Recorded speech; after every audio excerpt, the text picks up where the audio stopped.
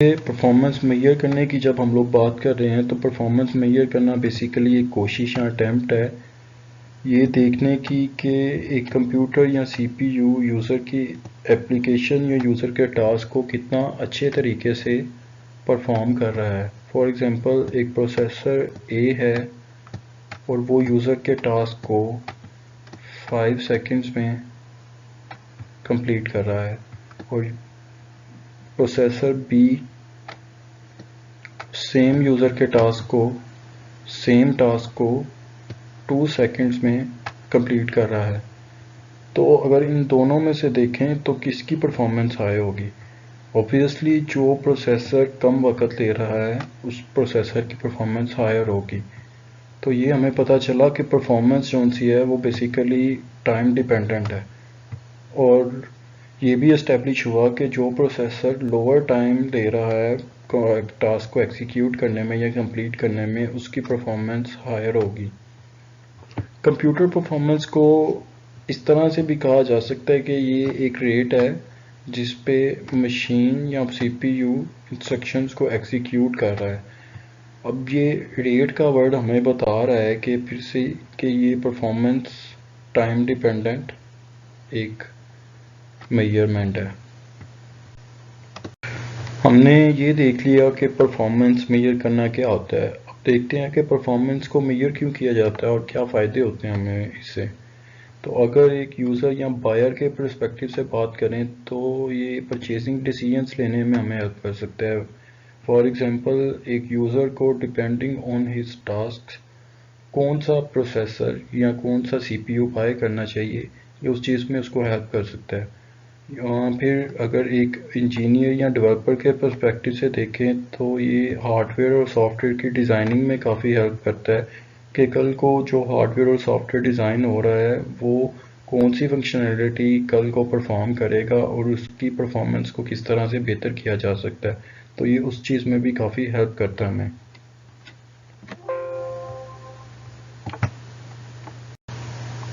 किसी भी सीपीयू की परफॉर्मेंस को मेजर करने के लिए हमारे पास डिफरेंट किस्म के परफॉर्मेंस मैट्रिक्स हैं जिनमें से कुछ को हम लोग यहाँ पे डिस्कस करेंगे। उनमें से पहला लेटेंसी और थ्रूपुट है, फिर CPU time, CPI clock rate और इंस्ट्रक्शन काउंट्स हैं और फिर मिप्स हैं। फर्दर इन सब मैट्रिक्स को एक एक करके डिस्कस करते हैं और देखते हैं कि किस तरह हम लोग इन मैट्रिक्स के थ्रू परफॉर्मेंस को मेजर कर सकते हैं। तो हमारे पास जो पहले दो मैट्रिक्स हैं वो लेटेंसी और थ्रूपुट है।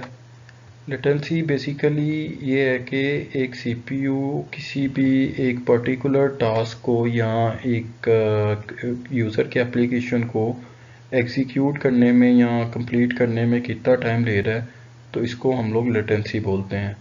इसको हम लोग एग्जीक्यूशन टाइम या रनिंग टाइम भी बोलते हैं।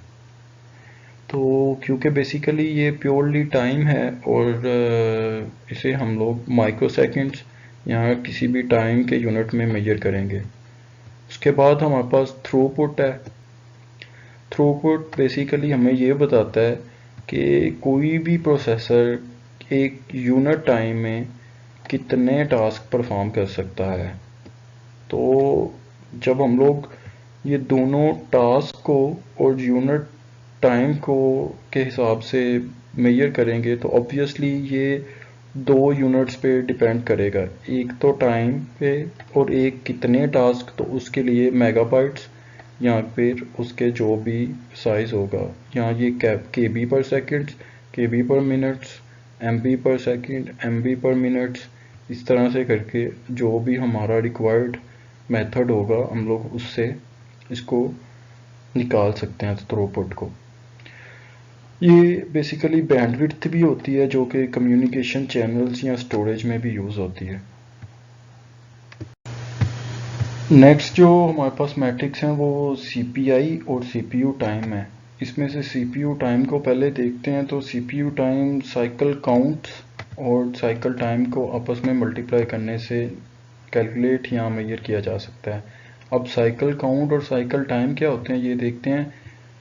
बेसिकली कोई भी प्रोसेसर एक क्लॉक के साथ सिंक हुआ होता है जिसमें कुछ इस तरह के साइकिल्स चल रहे होते हैं। अब लेट्स सपोज ये साइकिल में सीपीयू क्योंकि डिजिटली काम कर रहा होता है, तो यहाँ पे लेट्स सपोज 0 है, यहाँ पे 1 है, अगेन यहाँ पे फिर 0 है, यहाँ पे 1 है, और फिर यहाँ पे 0 है और 1 है, और ये इस तरह से कुछ साइकिल्स चल रहे हैं। अब जो हमारे पास ये 0 से लेके नेक्स्ट 0 तक, ये हमारे पास एक साइकिल होगा, और फिर इस 0 से लेके अगले 0 तक, या इस 1 से लेके इस 1 तक हमारे पास ये एक साइकिल होगा। तो बेसिकली अगर कोई प्रोग्राम है उसको ये दो साइकिल्स चाहिए, एक उसको अपना टास्क कंप्लीट करने के लिए, तो हमारे पास जो साइकिल काउंट होंगे वो बेसिकली होंगे 2। लेट्स सपोज ये जो एक साइकिल है ये 3 सेकेंड्स का है, तो इसका मतलब है कि जो साइकिल टाइम है ना हमारे पास वो है 3 सेकेंड्स। अब दो साइकिल्स चाहिए, एक साइकिल 3 सेकेंड्स का है, तो सीपीयू टाइम निकल सकता है, साइकिल काउंट को मल्टीप्लाई करें अगर साइकिल टाइम से, तो ये हमारे पास आ जाएगा 6। तो मतलब सीपीयू 6 सेकेंड्स लेगा इस इंस्ट्रक्शन या इस प्रोग्राम को कंप्लीट करने में। फर्दर जस्ट अ मिनट, मैं इसको यहाँ से रिमूव कर लेता हूँ, फिर हम लोग सीपीआई और इसको डिस्कस करते हैं।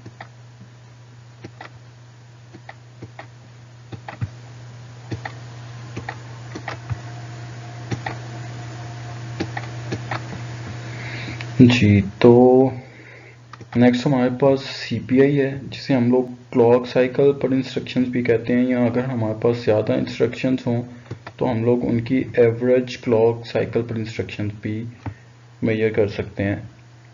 अब सीपीआई मेजर करने का बेसिकली हमारे पास फार्मूला ये है कि सीपीआई इंटू इंस्ट्रक्शंस जितनी रिक्वायर्ड हैं और divided by total number of instructions count. इसको हम लोग फर्दर एक एग्जांपल से देखेंगे तो ये मज़ीद क्लियर हो जाएगा।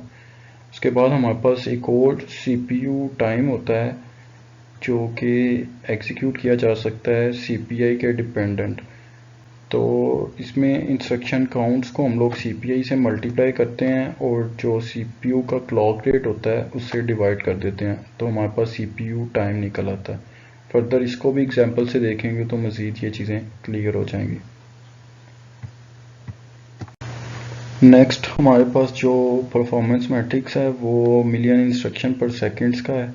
मिलियन इंस्ट्रक्शन पर सेकंड से है वो बेसिकली इस फार्मूले से हम लोग ड्राइव कर सकते हैं। ये फार्मूला ये है कि प्रोसेसर का क्लॉक रेट जो कि यूजुअली मेगाहर्ट्ज़ में या गीगाहर्ट्ज़ में दिया होता है, और डिवाइड करते हैं हम लोग इसको CPI इंटू 10⁻⁶।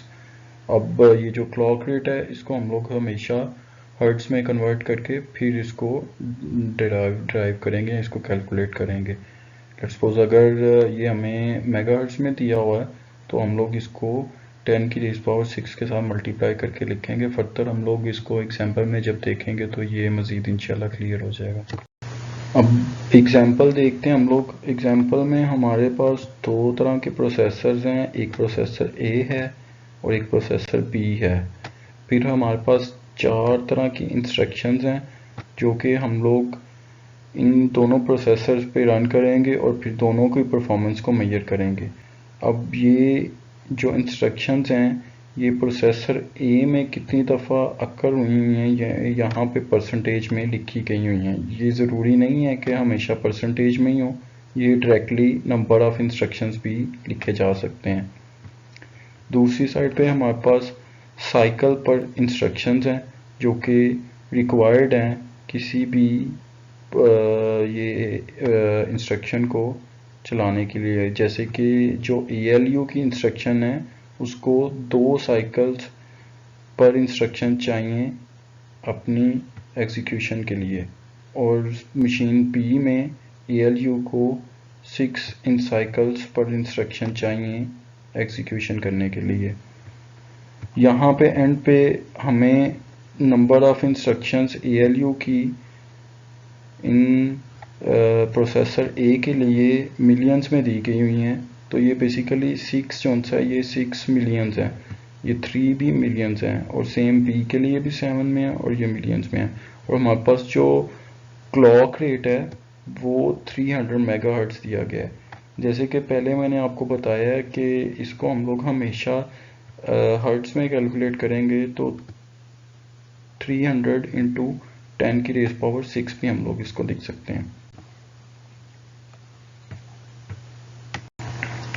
एग्जाम्पल में हम लोग पहले मशीन A या प्रोसेसर A में जो इंस्ट्रक्शंस हैं उनकी जो परसेंटेज ऑफ अकरेंस हैं उनको अपने रिस्पेक्टिव साइकिल ऑफ इंस्ट्रक्शंस के साथ मल्टीप्लाई करेंगे और उन्हें आपस में ऐड करके जो परसेंटेज ऑफ अकरेंस का टोटल होगा उस पर डिवाइड कर देंगे तो हमारे पास CPI निकल आएगा। जैसे कि ये जो ALU इंस्ट्रक्शन का 20% ऑफ परसेंटेज ऑफ अकरेंस है, इसको हम लोग नंबर ऑफ साइकिल पर इंस्ट्रक्शन जो चाहिए उसको 2 से मल्टीप्लाई करेंगे जो कि ये है।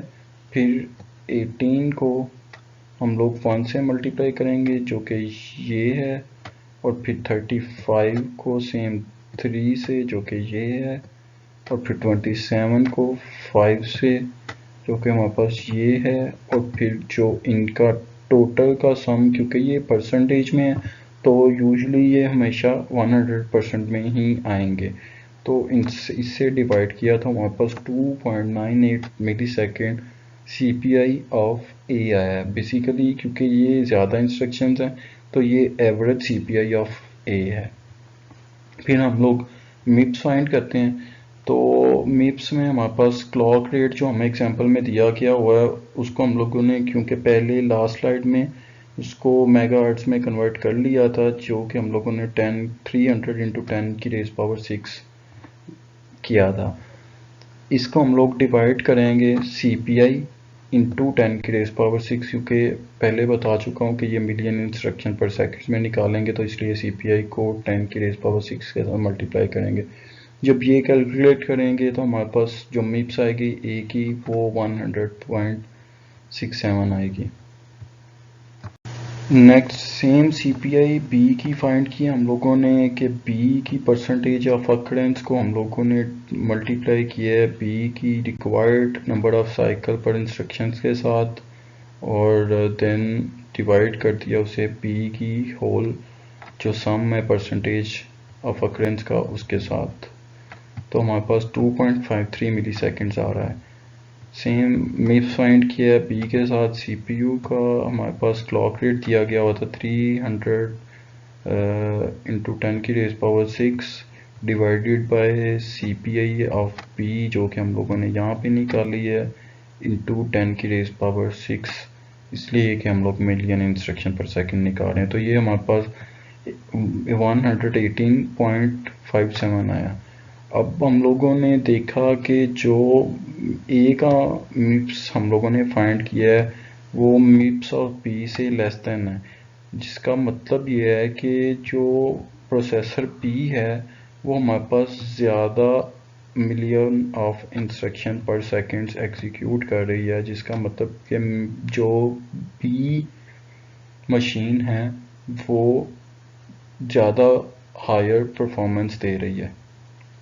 नेक्स्ट हम लोग CPU टाइम निकालते हैं जिसमें हमारे पास ये वाली नंबर ऑफ इंस्ट्रक्शन जो मिलियंस हमारे पास दी गई हुई हैं इनके टोटल जो सम होगा, लेट्स सपोज ये 6342 का जो सम है वो है 15, तो ये 15 यूज़ होगा CPU time for the machine A find करने के लिए। और जो ये इंस्ट्रक्शन B की हैं ये इनका सम हमारे पास यूज़ होगा CPU time for the processor या मशीन B के लिए।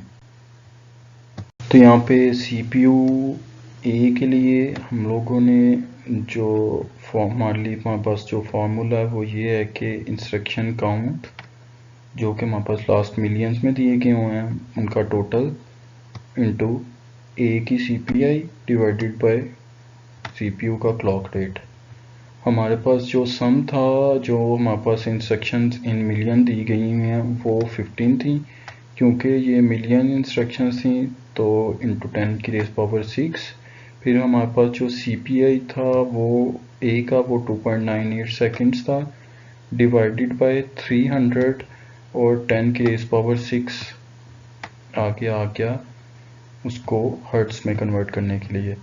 तो ये जब कैलकुलेट किया तो ये हमारे पास आया 0.1499 नैनो सेकेंड्स।